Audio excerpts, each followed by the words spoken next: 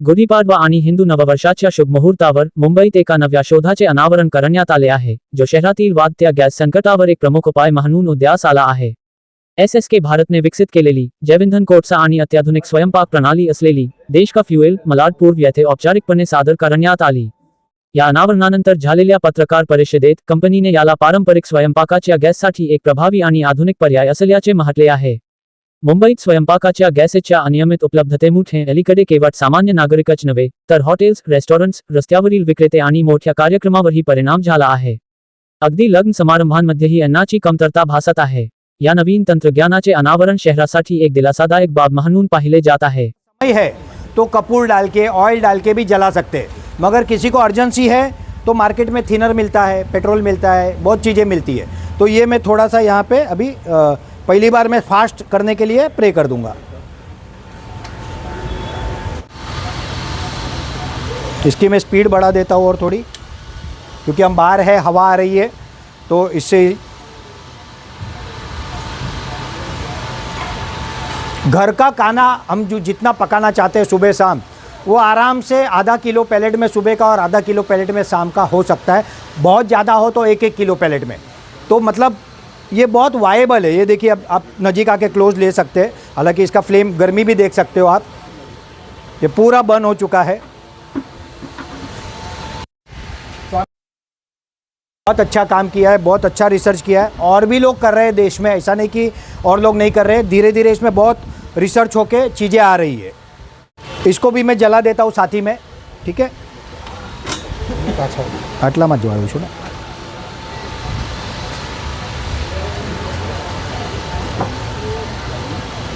काय भिजलं नाही पाहिजे ना असं.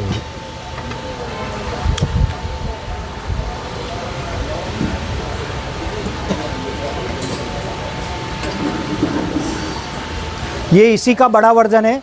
इसमें 1 किलो पैलेट फीड होते हैं, इसमें 4.5 किलो पैलेट फीड होते हैं. और ये भी 1 घंटा चलता है, 50 मिनट से 1 घंटा.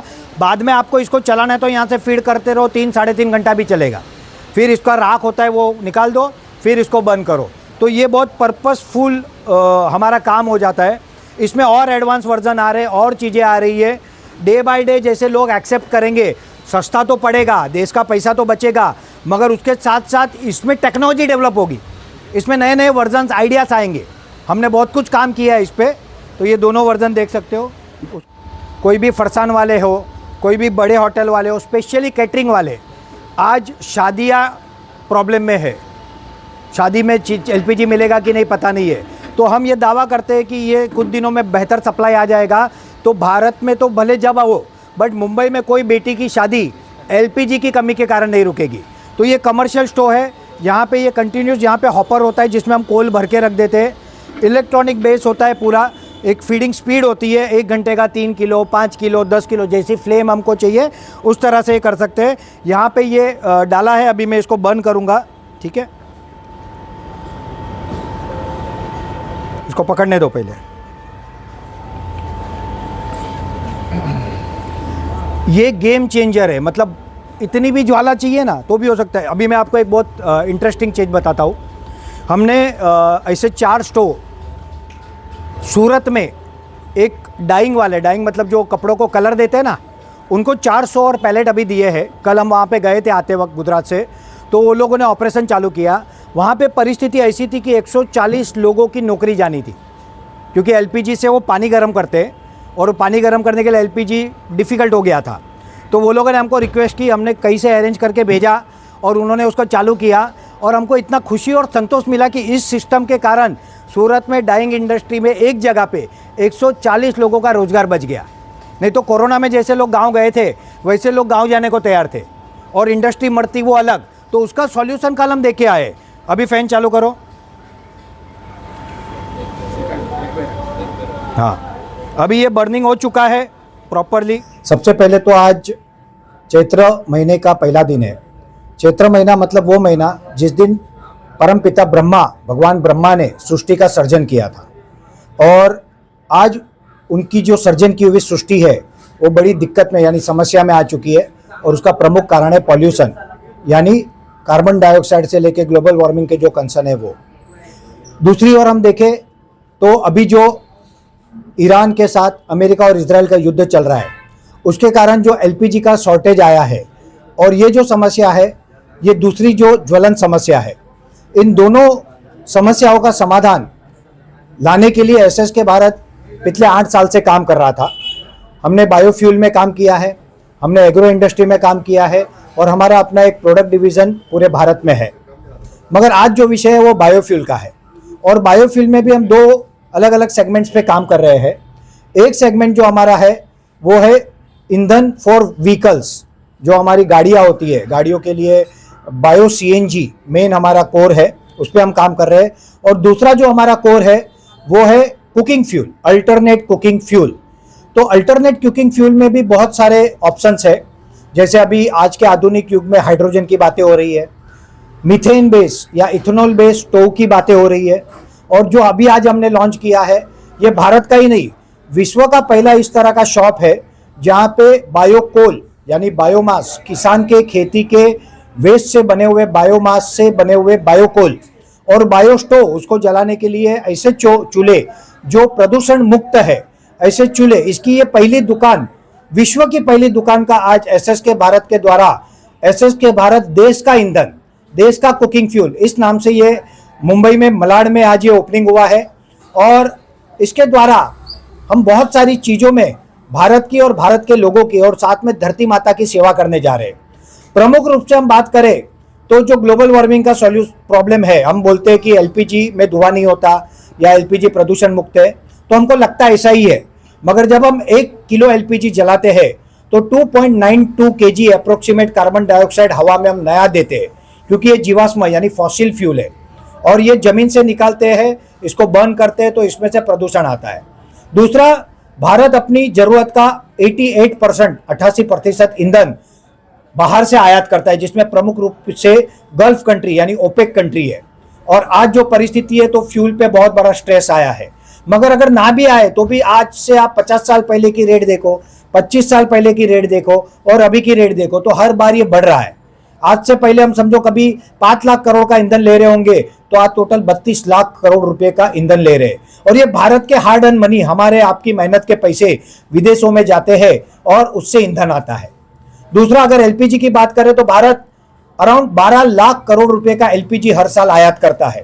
तो क्या हम इसका ऑप्शन नहीं ला सकते क्या? तो उसका जवाब है हाँ, आज के आधुनिक युग में इसका ऑप्शन है और अब ये विकसित हो रहे हैं। जैसे मैंने बताया, हाइड्रोजन या इथेनॉल या मीथेन वो है, मगर वो उसके अपने लिमिटेशंस है, अभी वो रिसर्च लेवल पे है। आज के समय में जो सबसे वायबल चीज है वो है बायोकोल और बायोकोल बेस्ड बायोस्टोव।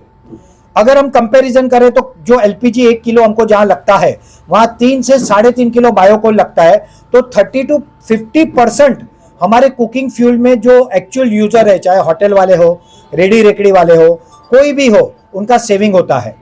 दूसरा, भारत का इंपोर्ट बिल घटता है। तीसरा, हमारे ग्लोबल वार्मिंग के प्रॉब्लम का सॉल्यूशन होता है। चौथा, ये जो कोल बनता है ये भारत के किसानों के जो बायोमास होते हैं, जो खेती का वेस्ट होता है, नेपियर ग्रास होता है, उससे बनता है। तो ये विन विन सिचुएशन है फॉर भारत के लिए। और आज हमने ये सिस्टम बना के दिखा दिया है कि अब इसकी व्यवस्था होगी। क्योंकि होता क्या है कि जैसे एलपीजी है तो एलपीजी की सिगड़ी तब कोई लेता है जब उसको एलपीजी का बाटला मिलेगा। अगर बाटला नहीं मिलेगा तो एलपीजी का चूल्हा लेके वो क्या करेगा? उसी तरह से बायोकोल का कोई चूल्हा लेगा तो उसको पैलेट मिलनी चाहिए, कोई पैलेट लेगा तो उसको चूल्हा मिलना चाहिए। जो मैं आपको दिखाऊंगा, हम जला के भी दिखाएंगे, मगर आने वाले 15 दिन में हमारे पास और 4 से 5 वर्जन आएंगे, जिसमें घर के यूज से लेके रेडी रेकड़ी वाले से लेके छोटे होटल वालों से लेके बड़ों तक सबके ऑप्शन आ जाएंगे। सबसे बड़ा है, सबका सेविंग होगा, देश का अपना ईंधन होगा। और जब लाखों करोड़ रुपए हम बचाएंगे, वो जब भारत की इकोनॉमी में जाएंगे तो आधे से $1 ट्रिलियन इकोनॉमी भारत की सिर्फ ये देसी ईंधन से बढ़ सकती है। और इसी को लेके हम आज आए हैं। ये बायोकोल का जो स्टोव बनाया है आपने, उसके लिए जो जलाने के लिए बनाया गया है बायोकोल, वो किस चीज़ से बनाया गया, जरा उसके बारे में। देखो, नॉर्मली कोई भी प्रकार का ऑर्गेनिक बायो वेस्ट चलता है। जैसे कि हमारे यहाँ पे कहीं पे सरसों की खेती होती है, कहीं पे सोयाबीन की होती है, कहीं पे धान की खेती होती है, कहीं पे कॉटन की होती है। तो जब ये खेती होने के बाद उसका जो वेस्ट रह जाता है, ये सारा वेस्ट इससे बायोकोल बनता है। अगर ये कम मात्रा में मिले, समझो कभी भविष्य में बहुत बड़ी डिमांड आ जाए, तो इसका एक अल्टरनेट है नेपियर ग्रास, जो एक बार उगाने पे 8 साल चलता है। हर 2 महीने में कटिंग मिलता है और पर एकड़ 300 से 600 टन भी प्रोडक्शन देता है। तो ये बायोमास से ही बनता है जो किसान देगा, और इसके कारण जो प्रधानमंत्री जी कहते हैं कि किसान की आय दुगनी करनी है, तो एडिशनल इनकम कहाँ से आएगी? तो एडिशनल इनकम बायोमास जो है वेस्ट, वो वेस्ट को बेचने से आएगी। और ये वेस्ट हमारे जो फैक्ट्रियाँ है, हमारी अपनी फैक्ट्री वाराणसी में है, हमारे एसोसिएट की फैक्ट्री गुजरात में है, कर्नाटक में है, महाराष्ट्र में है, अलग अलग जगहों पे ये लोग किसानों से बायोमास खरीदते हैं और वो उससे बायोकोल पैलेट्स ब्रिकेट्स बनते हैं, जो मैं आपको आगे दिखाऊंगा भी। और ये पूरा का पूरा भारत का अपना है, हम किसी के ऊपर निर्भर नहीं है। इसके मशीन्स की बात करें तो भारत में सत्यनिज इंजीनियरिंग है, राधे इंजीनियरिंग है, ऐसे बहुत सारे लोग, हमारे फैबॉन इंजीनियरिंग है नासिक में, ये लोग इसके पैलेट मशीन ब्रिकेट मशीन्स बनाते हैं जो कोल बनता है। तो ये मशीन के लिए भी हम दुनिया में किसी पे निर्भर नहीं है, ये भी अपने है। अगर स्टोव की बात करूँ तो आज जो मैं आपको स्टोव दिखाने वाला हूँ उसमें एक कमर्शियल स्टोव है जो हाई फ्लेम जिसको चाहिए, क्योंकि आप बोलते हो कि जैसे इंडक्शन स्टोव है, इंडक्शन स्टोव पे आप रोटी नहीं बना सकते, उसके लिमिटेशंस है। हाइड्रोजन के भी अपने लिमिटेशन है, एक लेवल के अगर ऊपर हीट चला गया तो बर्तन भी पिघल जाएंगे। इस तरह से हर एक का लिमिटेशन है, इसका कोई लिमिटेशन नहीं है। तो ये जो स्टोव है ये हर चीज़ में वायबल है और एकदम प्रैक्टिकल है। तो ये फैबॉन इंजीनियरिंग का कमर्शियल चूल्हा हम आज आपको दिखाने वाले हैं, जो नासिक में सतीश जी है उन्होंने डेवलप किया है। उसके अलावा समर्थ इलेक्ट्रॉनिक्स नासिक हमारे कुलकर्णी सर है, उन्होंने आईआईटी दिल्ली के साथ रिसर्च करके एक चूल्हा डेवलप किया है, 2 वो मॉडल हमारे पास है, वो हम देने वाले हैं।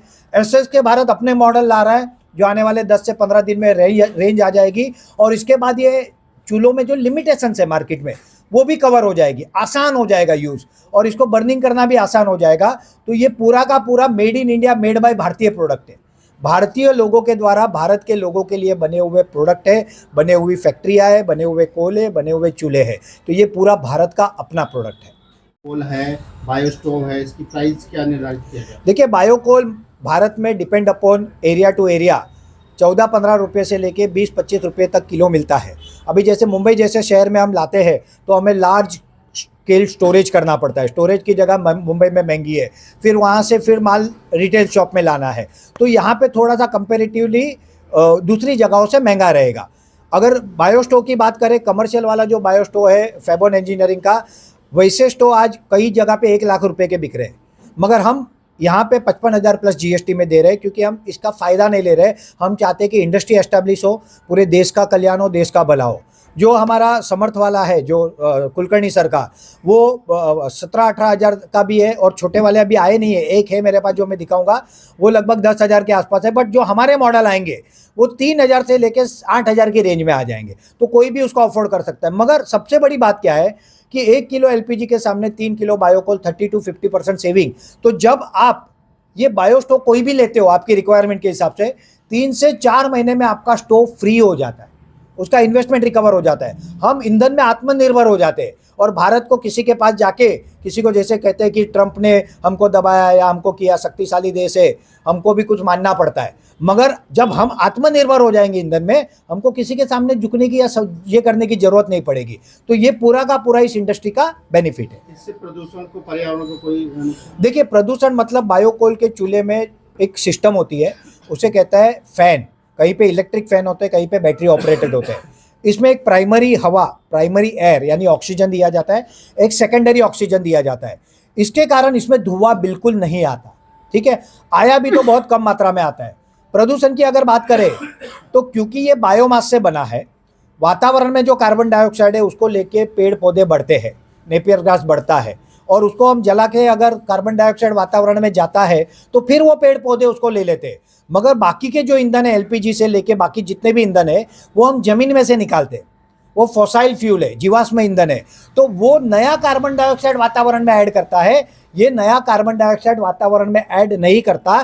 तो ये कार्बन न्यूट्रल या कार्बन नेगेटिव है, क्योंकि इसके लिए जो बायोमास की खेती होगी उसके कारण जो कार्बन डाइऑक्साइड बढ़ा हुआ है, आज वैज्ञानिक कहते हैं कि और 2 डिग्री टेम्परेचर विश्व का अगर बढ़ गया तो हम ऐसी परिस्थिति में आएंगे कि बर्फ पिघल जाएगी और पूरी दुनिया पानी में डूब जाएगी। तो नया कार्बन डाइऑक्साइड इससे ऐड नहीं होता, उल्टा का जो वातावरण में है वो भी ये कंज्यूम करता है।